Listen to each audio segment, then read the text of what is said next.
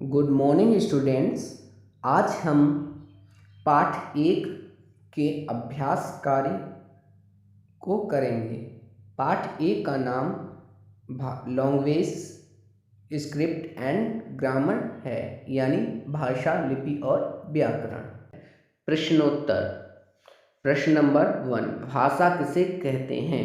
उत्तर, विचारों के आदान प्रदान के साधन को भाषा कहते हैं।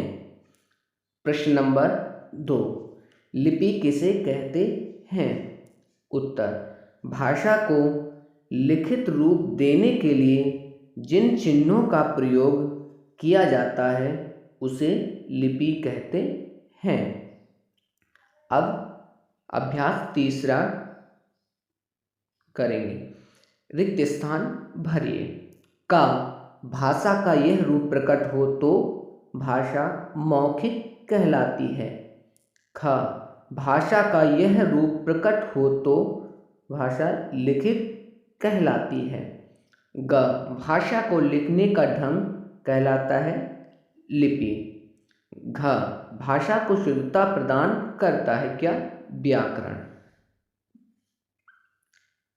अभ्यास 4, नीचे दिए गए खानों में से चुनकर राज्यों के नाम बनाइए और उनको भाषाओं के सामने दिए गए खाली स्थानों पर भरिए।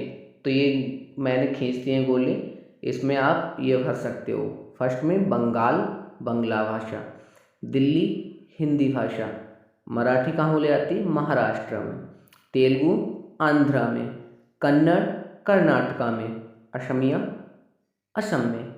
तो ये आपके राज्य और भाषाएं हुई। अब चलिए खेल खेल में मौखिक प्रश्नोत्तर। प्रश्न नंबर 1, भाषा से आप क्या समझते हैं? उत्तर, भाषा से हम सब विचारों का आदान प्रदान करते हैं।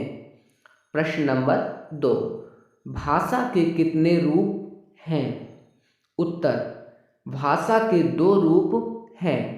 कौन कौन से? मौखिक और लिखित। प्रश्न नंबर 3, लिपि क्या है?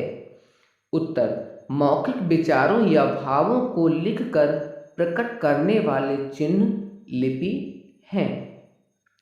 प्रश्न नंबर 4, व्याकरण की आवश्यकता क्यों पड़ी? उत्तर, व्याकरण भाषा को शुद्ध बोलना, लिखना और पढ़ना सिखाता है, इसलिए व्याकरण की आवश्यकता पड़ी। तो ये आपके मौखिक प्रश्नोत्तर हुए। अब सेकंड एक्सरसाइज, मौखिक रूप के वाक्यों के सामने गोले का चिन्ह और लिखित रूप के सामने चौड़ाई का चिन्ह लगाइए। क नेहा पत्र लिखती है, तो इसमें नेहा लिखने का कार्य कर रही है, तो लिखित रूप का वाक्य है, तो इसमें चौड़ाई वाला चिन्ह लगा देंगे। ख मेरी नानी ने मुझे कहानी सुनाई, तो इसमें नानी ने कहानी सुनाई मुख द्वारा, तो मौखिक रूप का वाक्य है, तो इसलिए गोले का चिन्ह लगाएंगे। ग सुप्रिया ने नेताजी का भाषण सुना, तो इसमें क्या है? इसमें सुना है भाषण, तो ये भी मौखिक रूप का वाक्य है, तो इसीलिए इस पे भी गोले का चिन्ह लगाएंगे। तीसरा, ऐसे कोई 2 स्थान बताइए जहाँ सांकेतिक भाषा अर्थात इशारों से विचारों को समझा जाता है। तो ऐसे कोई 2 स्थान जहाँ गूंगे लोग रहते हैं, गूंगों की सभा, और दूसरा है बधिर लोगों की सभा। इन दोनों में इशारों को समझा जाता है। अभ्यास 4, सही विकल्पों का चयन कर उन पर सही का चिन्ह लगाइए।